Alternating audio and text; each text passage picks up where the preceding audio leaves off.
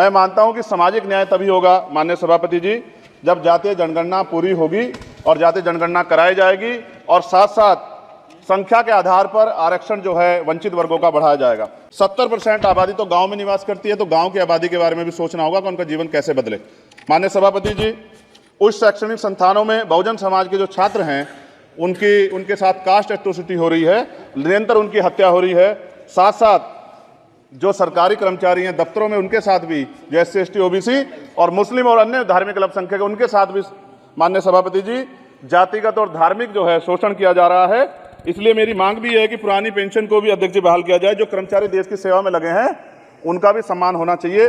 साथ साथ सभापति जी, भाजपा ने चुनावी लाभ के लिए सबका साथ सबका विकास के नारे दिए जो खोखले हैं, क्योंकि 10 साल में दलित, पिछड़े, आदिवासी, मुस्लिम और अन्य धार्मिक अल्पसंख्यक जो अत्याचार हुए हैं वो किससे छिपे हुए नहीं हैं। ये गलत है, ये बंद होना चाहिए। सभापति महोदय जी, महामहिम राष्ट्रपति जी के भाषण में निजी क्षेत्रों में SC ST OBC को रिजर्वेशन देने का कोई उल्लेख नहीं हुआ है, जो कि आज चर्चा का विषय, क्योंकि 98% प्राइवेट सेक्टर है, 2% सरकारी सेक्टर है, तो 98% प्राइवेट सेक्टर में भी हमारी हिस्सेदारी की बात होनी चाहिए। माननीय सभापति जी, आशा कार्यकर्ताओं, आंगनबाड़ी वर्करों, भोजन माताओं के वेतन वृद्धि पे भी कोई उल्लेख नहीं हुआ है, वो भी अभी नंगे, उन पर भी सोचना पड़ेगा। माननीय सभापति जी, जिस क्षेत्र से मैं चुन के आऊं नगीना से, वो बहुत पिछड़ा क्षेत्र है। उस क्षेत्र में कोई विशेष आर्थिक पैकेज नहीं दिया गया, रोजगार की सेवाएं नहीं है, नौजवान पलायन करता है। IIT, IIM, एम्स, केंद्रीय विद्यालय आदि शिक्षा में और चिकित्सा संस्थानों की स्थापना होनी चाहिए, जो कि नहीं है। और माननीय सभापति जी, मानसून सत्र आ गया है, मेरा क्षेत्र बाढ़ से बहुत प्रभावित है, इसलिए मैं आपसे आग्रह करूंगा कि वहां के लोगों को बाढ़ से निजात दिलाई जाए। माननीय सभापति जी, चीन हमें आंख दिखा रहा है और लगातार हमारे देश की सीमाओं में घुसपैठ कर रहा है, इसलिए अग्निवीर योजना को हटाकर पुनः सेना भर्ती शुरू की जाए और साथ साथ भारत की सबसे प्राचीन व बहादुर रेजिमेंट में से एक चमार रेजिमेंट को पुनः बहाल करा जाए, ऐसा भी मेरा आपसे आग्रह है।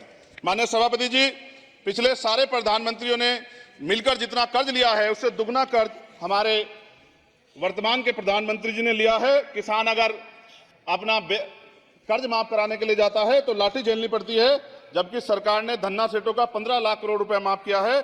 इस ओर हमें ध्यान देना पड़ेगा, हमारी आने वाली पीढ़ियों को ये कर्ज चुकाना पड़ेगा। माननीय सभापति महोदय जी, किसानों को MSP की लीगल गारंटी तथा किसानों का कर्ज माफ होना चाहिए। साथ साथ 2 अप्रैल 2018 को SC ST के बच्चों पे बहुत बड़े पैमाने पे मुकदमे लगे थे, वो हमारी लड़ाई सही थी, ये सुप्रीम कोर्ट ने माना और बाद में सरकार ने माना, वो मुकदमे तुरंत वापस होने चाहिए। माननीय सभापति जी, प्रेस जो है उस पर भी शिकंजा कसा जा रहा है, जो पत्रकार सरकार के खिलाफ बोलता है नौकरी से हाथ धोना पड़ता है, और सोशल मीडिया हमारा हथियार है, उस पर तरह तरह के प्रतिबंध लगाए जा रहे हैं और विरोध करने वालों को सोशल मीडिया हैंडल भी सस्पेंड करा दिए जा रहे हैं। साथ साथ सभापति जी, पेपर लीक और परीक्षाओं के कैंसिल होने से देश के नौजवानों का भविष्य खतरे में है।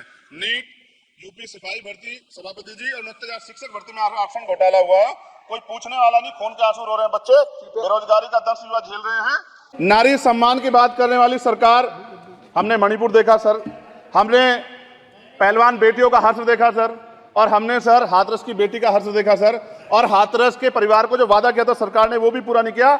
और महिलाओं में भी, स्पेशली दलित, पिछड़े और मुस्लिम वर्ग की, आदिवासी वर्ग की महिलाओं के साथ आज भी NCRB का डाटा कहता है सर जो जुल्म हो रहा है वो सहनीय नहीं है सर। साथ साथ कोविड में तैरती, हमने कोविड पे बहुत सुना सर, कोविड में तैरती लाशें भी गंगा में हमने देखी है सर, और मजदूरों का हाल भी हमने देखा है। नोटबंदी पे छोटे मजले उद्योग की जो कमर टूटी वो भी हमने देखी है। सभापति जी, शैक्षणिक संस्थानों, विश्वविद्यालयों में, चिकित्सा संस्थानों में OBC ST के योग्य अभ्यर्थी को NFS करके जिस तरह निकाला जा रहा है, लेटरल एंट्री करके जिस तरह हमारे रास्ते बंद किए जा रहे, ये भी हम देख रहे हैं सभापति जी। साथ साथ मेरा ये कहना है सर, ये सबका इशू है कि प्राइवेट कर्मचारी सर और सरकारी भी कई जगह पे 8 से ज्यादा घंटों से काम करते हैं और उनको जो सर उचित वेतन भी नहीं मिलता, तो न्यूनतम वेतन 20,000 रुपए तय हो और 24 घंटे की ड्यूटी। उदाहरण के तौर पे यूपी पुलिस सर बहुत पूरा काम करते हैं वो लोग, 8 घंटे की ड्यूटी और वेतन विसंगति, बॉर्डर स्कीम से उनको जो बाहर किया जाए। माननीय सभापति जी, कि जितना देश दूसरों का है सर इतना हमारा भी है।